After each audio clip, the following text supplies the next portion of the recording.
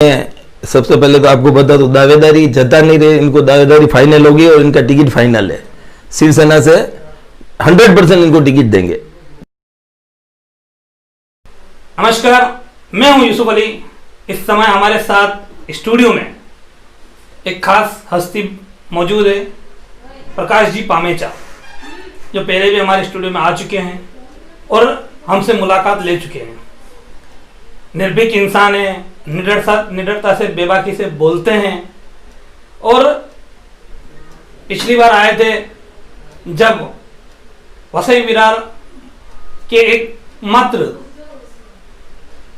सबसे लोकप्रिय नेता बहुजन विकास आघाड़ी प्रमुख हितेंद्र ठाकुर और प्रथम महापौर राजीव जी पाटिल, उनका बर्थडे था, उस अवसर पर आए थे। आज ही ऐसे ही कुछ किसी को शुभेच्छा देने के लिए आए हैं हमारे स्टूडियो में। सीधे मुलाकात करते हैं। उससे पहले आपको ये भी बता दूं कि इनको कांग्रेस पार्टी ने हाल ही में एक बड़ी जिम्मेदारी दी है और सालों साल से कांग्रेस पार्टी से जुड़े हुए हैं।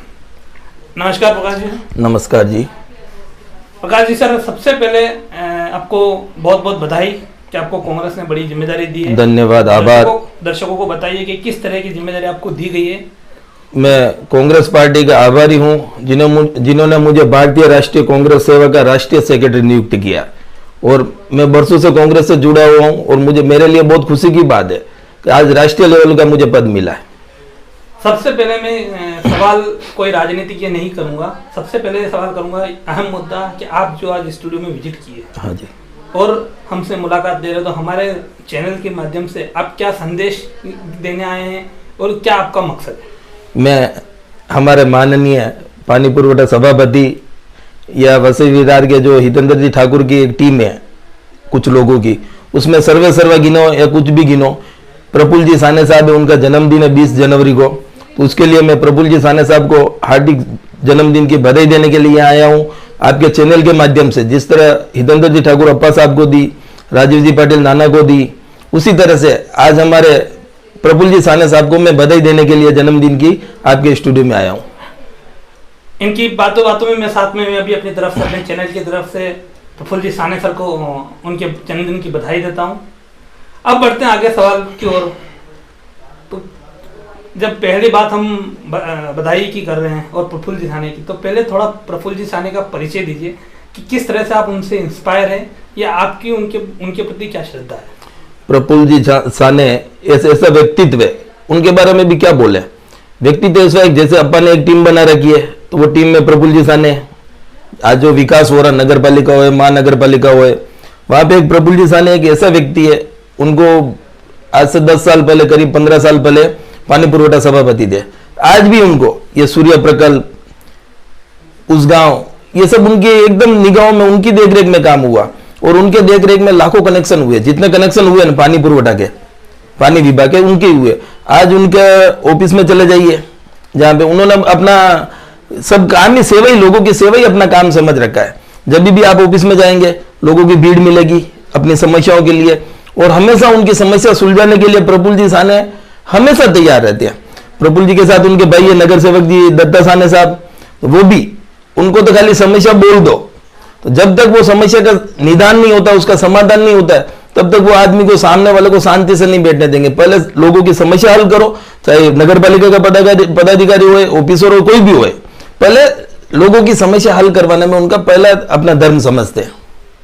यहाँ हम राजनीतिक मंच पर नहीं है, लेकिन फिर भी जब आप प्रफुल्ल जी साने के बारे में इतना कुछ बता रहे हैं, और जाहिर सी बात है जब प्रफुल्ल जी साने की बात करेंगे तो बात होगी बहुजन विकास आघाड़ी की। लेकिन बहुजन विकास आघाड़ी के विरोधी जो है वो आरोप लगाते हैं कि 30 सालों में कोई विकास कार्य नहीं हुआ। वो आरोप लगाए थे कि आज भी पानी के टैंकर जो है, जो आपने भी सूर्य प्रकल्प की और इसकी बात की, वो आज भी पानी के टैंकर चल रहे हैं। तो इस पर आप क्या कहेंगे? पानी के टैंकर चलते होंगे जिनको जरूरत है, बाकी वसई विरार शहर में पानी की समस्या एकदम निदान है। आज ये तो पेपरबाजी है, ये तो विकास नहीं हुआ। किसका विकास नहीं हुआ? शहर में आके देखे, ये नए आते हैं, अपने चुनावी मेंढक, बरसाती मेंढक जैसे होते हैं, चुनाव के टाइम पे आते हैं, विकास नहीं हुआ, 6 महीने पहले से गीत गाना चालू कर देते। विकास आके तो देखो। आज जो वसई विरार शहर महानगर पालिका है, इससे पहले वसई विरार वसई नगर पालिका थी, उससे पहले ग्राम पंचायत थी, वहां से लेके आज तक जो वसई विकास का विकास हुआ है शायद ही दूसरे एरिया किसी एरिया में हुआ हो। बाकी लोग है चुनाव के टाइम पे आते हैं, ये 5 साल कहाँ चले जाते हैं सब, चुनाव के टाइम पे आके इनको सब विकास नहीं हुआ, विकास नहीं हुआ, विकास नहीं हुआ। अरे कौन सा विकास नहीं हुआ वो तो बताए, खाली बोलने से क्या होता है, विकास नहीं हुआ। जो आज बहुजन विकास आघाड़ी हितेंद्र जी ठाकुर की पार्टी है, बराबर, ये पार्टी पहले हितेंद्र जी ठाकुर खुद कांग्रेस में थे, फिर उन्होंने कांग्रेस से अलग होके बहुजन विकास वसई विकास आघाड़ी बनाया था, तो 5 साल उससे लड़े वसई विकास आघाड़ी से, फिर उन्होंने उसी का नाम बहुजन विकास आघाड़ी रखा। तो आज बहुजन विकास आघाड़ी ने जो विकास किया है, आज इतना विकास है, हर तरह की सुविधा है वसई विरार में। पहले लोग मुंबई के लोग इधर आना नहीं चाहते थे, आज मुंबई के लोग चले चाहते नाला सोपरा विरार वसई में चले जावे, तो कुछ तो है ना। बहुजन विकास आघाड़ी जो है उसकी एक खासियत ये है कि वो हर एक समाज को लेकर चलती है। आप भी कैसे समाज से बिलोंग करते हैं जहाँ पे वो समाज जैन समाज अल्पसंख्यक समाज आता है, तो ऐसा देखा जाए कि अल्पसंख्यक जैन समाज भी है वो बहुजन विकास आघाड़ी से कई गुना खुश दिखाई देता है, तो इसके पीछे क्या राज है? इसके पीछे पहले राज मैं बताता हूँ। जैसे प्रफुल्ल जी साने साहब, इनको राजस्थान समाजी हितैषी बोलते हैं, इनको एक उपाधि दे रखी है राजस्थान समाज हितैषी, और बचे अपने बहुजन विकास आघाड़ी के सर्वे सर्वा हितेंद्र जी ठाकुर साहब, वो तो मूल राजस्थानी है, उनके तो राजस्थान चित्तौड़ जिले के, राजस्थान में चित्तौड़ जिले के हितेंद्र जी ठाकुर है। तो राजस्थानियों को जुड़ने का मतलब, आज प्रफुल्ल जी साने जिनके मैं जन्मदिन की बधाई देने आया हूँ, उनके ऑफिस में जाइए, राजस्थानी समाज हो, गुजराती समाज हो, मोमेडियन समाज हो, उत्तर भारतीय समाज हो, यूपी वाले, बिहार वाले, सब अपनी समस्या लेके और सबका निदान करते हैं। वो किसी व्यक्ति विशेष महाराष्ट्रियों के लिए नेता नहीं है, हर व्यक्ति का, हर को साथ लेके जोड़ना ही उनका काम है, इसीलिए तो हर समाज उनके साथ है। अब आपकी मैं बात करूँ, हाँ जी, तो आपका समाज, फिर से समाज की बात करता हूँ, आपका जो समाज है ज्यादातर जगहों पर ऐसा देखा गया है कि बीजेपी की तरफ उसका रुख ज्यादा है, फिर क्या कारण है कि वसई विरार के अंदर आपका समाज बहुजन विकास आघाड़ी से जुड़ा, और खास करके आप बहुजन विकास आघाड़ी के काफी कायल है, हालांकि आप बीजेपी से बिलोंग नहीं करते हैं, कांग्रेस से बिलोंग करते हैं, तो इसके पीछे क्या कारण है? कांग्रेस पार्टी राष्ट्रीय पार्टी और सर्वे सर्वा है। जो विकास कांग्रेस ने किया देश का 67 सालों में, शायद ही कोई किसी ने किया हो। लेकिन रही बात वसई विकास की, वसई विकास में कांग्रेस समर्थित है, कांग्रेस का समर्थन बहुजन विकास आघाड़ी को, हितेंद्र जी ठाकुर को वो सपोर्ट करते हैं। तो और वैसे व्यक्ति को देखा जाता है क्षेत्रीय लेवल पे, व्यक्ति जो विकास का कारक है, हितेंद्र जी ठाकुर, उनकी टीम, प्रफुल्ल जी साने, जीतू भाई, राजू नाना, पंकज सेठ, जितने भी है, ये सब विकास के पुरुष है, और विकास को हमेशा साथ देना चाहिए। कोई पार्टी का कुछ नहीं है, हमारे लिए कांग्रेस और बहुजन विकास सेम समझते हैं हम लोग वसई विरार में। और राजस्थानी सब मैं नहीं, यहाँ के जितना राजस्थानी समाज है ना, लेकिन जैन समाज जो है उसका झुकाव ज्यादातर बीजेपी की तरफ होता है, उसके ऊपर आप क्या कहेंगे? अभी जैन समाज की तो मैं क्या बात करूं, जिसका जैसा चलता है वैसा चलता है। लेकिन आज तो क्या है, मैंने अभी 5-7 दिन पहले कुछ देखा था, 2-3 किसी को जैन समाज वाले को कार्यकारिणी में पद दिया, उसकी भी बड़ी बड़ी न्यूज बना दिया, जैसे कोई प्रधानमंत्री के बाद इनका ही नंबर आता हो। मतलब व्यक्ति कुछ भी नहीं है और बीजेपी के साथ है। इनको अभी बीजेपी की हकीकत समझ में नहीं आ रही है। जिस तरह से बीजेपी या उनके बड़े नेता, मैं नाम नहीं लूंगा, क्यों नाम लूंगा तो मेरे घर पे आ जाएंगे सब, वो खाली गुमराह कर रहे हैं लोगों को, एक तरह से गुमराह करके उनको कर रहे हैं। मतलब राष्ट्रीय राजनीति पर आपका सीधा आरोप है कि राष्ट्रीय राजनीति जो है हमारी, वो ऐसे लोगों को यूज करके यूज एंड थ्रो वाली परिस्थिति में चलती है। मैंने मुंबई मेट्रो पे आज से 4 साल पहले बोला था, जब 5 साल पहले महानगर पालिका वसई विरार के चुनाव के थे, तब बोला था मैंने, मुंबई मेट्रो वाले आए थे तो उन्होंने राजस्थानी समाज बीजेपी का बोला। तो बीजेपी का क्या है, राजस्थानी समाज नहीं, वो तो एक तरफ चले ऐसे जा रहे। जबकि आज मैं बताता हूँ, जैन समाज का एक अमुक तबका है जो कट्टर कांग्रेसी था, लेकिन गुमराह हो गया बीजेपी को ज्वाइन कर रहे हैं। बीजेपी को ज्वाइन करके बीजेपी में उनकी कोई हैसियत ही नहीं है, खाली वो जयकारे लगाते हैं। बीजेपी में जैन समाज वालों की हैसियत नहीं है, खाली जयकारे लगते हैं। और आप देख लो कांग्रेस में किस तरह की हैसियत है? कांग्रेस में तो सर्वे हर तरह का कोई काम है कांग्रेस कर ही रही है ना।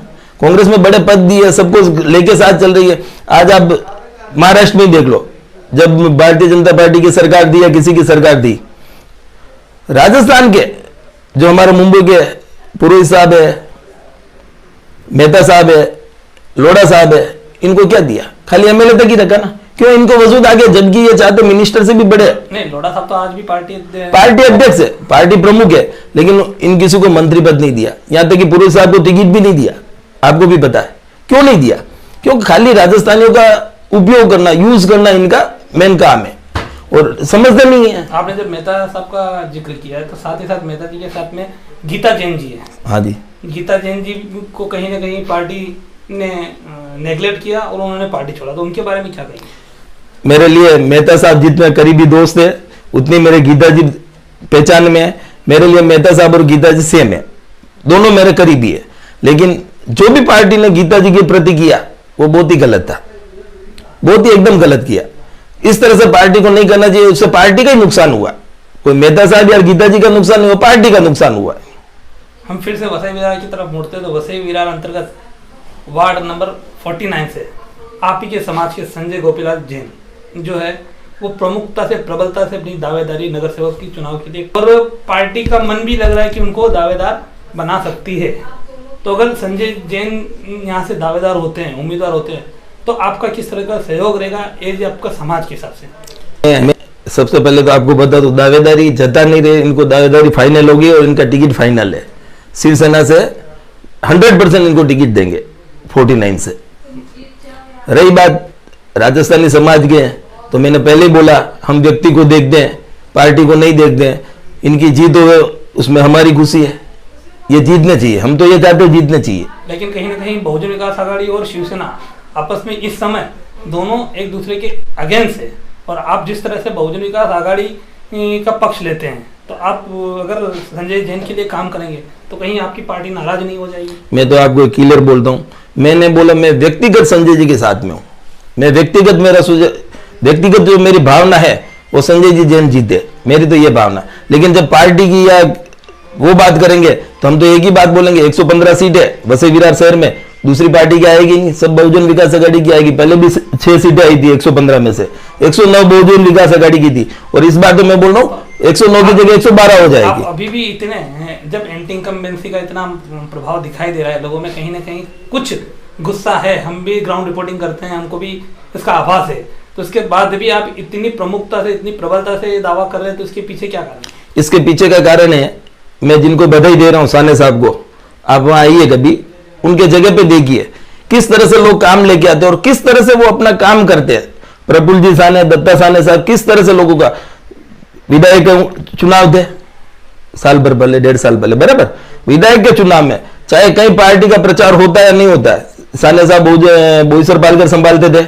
दत्ता जी साने सुबह से लेके शाम तक कार्यकर्ताओं को लेके 200 500 कार्यकर्ताओं को लेके उनका एक ही काम है कि लोगों की समस्या हल करना और पार्टी का प्रचार करना। जिस पार्टी में ये सीटें में आने का दावा इसके लिए कर रहा हूं, जिस पार्टी नहीं है वो व्यक्ति, आप समस्या लेके जाइए ना, समस्या का तत्काल निदान कर देते हैं। तो लोगों को क्या चाहिए? अपनी समस्याओं से निदान मिले, बाकी तो कुछ है ही नहीं ना। और साने साहब या दूसरे अदर पार्टी के अंदर ये इसीलिए है। आप आइए कभी, साने साहब को देखिए कि साने साहब किस तरह से लोगों की समस्या हल करते हैं। अंत में ये मुलाकात खत्म करते हैं, तो इसमें और आप अपनी तरफ से कुछ संदेश देना चाहेंगे या कुछ कहना चाहेंगे? मैं तो संदेश यही दूंगा, महानगर पालिका के चुनाव आ रहे हैं, तो आप सब बहुजन विकास आघाड़ी का सपोर्ट करो, और आपकी कोई समस्या है, राजस्थानी समाज है, अदर समाज से, तो मेरे से संपर्क कीजिए, मैं आपकी समस्या का 101% निदान कराऊंगा। रियल समस्या होनी चाहिए, बाकी ऐसा कुछ नहीं। कोई समस्या, रियल समस्या आपको अगर वसई विरार शहर में महानगर पालिका में कोई तकलीफ है तो आप आइए, हम हितेंद्र जी ठाकुर साहब, प्रफुल्ल जी साने साहब, क्षितिज दादा से, सबसे राजू नाना से मिलकर आपकी समस्या का समाधान कराएंगे। बाकी न तो कोई दूसरी पार्टी यहाँ आएगी न आई है। रही बात राजस्थानी समाज बीजेपी की, तो मैंने पहले ही बोला खाली एक, मैंने न्यूज पढ़ी थी व्हाट्सएप पे भी 5-7 दिन पहले, खाली एक कार्यकारिणी में लिया एक जिले की या मतलब शहर की, उसमें लोग बड़े बड़े पोस्टर लगा रहे हैं। अभी उनको यही पता नहीं है कि छोटी कार्यकारिणी है, कार्यकारिणी में जगह मतलब समझ गए आप, उसके लिए भी पोस्टर लग रहे हैं। तो ये तो अपनी कमजोरी है। और समाज में क्या, राजस्थानी समाज हो कि कोई भी समाज हो, समाज की तो आपको थोड़ा सा पद, आज साने साहब पद और पैसा इतना प्रबल है उनका, लेकिन उनमें घमंड नहीं है। और हमारे समाज में क्या है, थोड़ा सा पद क्या मिल गया, हेरे गेरे को पद दे देते हैं, पद मिल जाते हैं, मर्सिडीज लेके घूमने लग जाते हैं, लेकिन उनका जो अंदर का है वो टूट पड़ता है और उनका पतन उसी तरह से हो जाता है। उनका पतन होता ज्यादा टाइम नहीं लगता है, जिस तरह से वो लोग आगे आते हैं उसी तरह से उनका पतन हो जाता है। तो ये हम बात कर रहे थे प्रकाश जी पामेचा से, और किस तरह से इन्होंने निर्भीक तौर पर अपनी बातें रखी, विशेषकर प्रफुल्ल जी साने के व्यक्तित्व के बारे में बातचीत की, लोकल लेवल की राजनीति की बात की, राष्ट्रीय लेवल की राजनीति की बात की, और वसई विरार का पर्याय बहुजन विकास आघाड़ी को उन्होंने आज एक बार फिर घोषित किया। मुलाकात यहीं पे खत्म करेंगे, बने रहिए हमारे साथ। अगले बार अगले किसी और ऐसे खास चेहरे के साथ हम आपसे मिलेंगे। धन्यवाद। और भी वीडियो को देखने के लिए चैनल को सब्सक्राइब करें, बेल आइकन को दबाएं, वीडियो को लाइक और शेयर जरूर करें।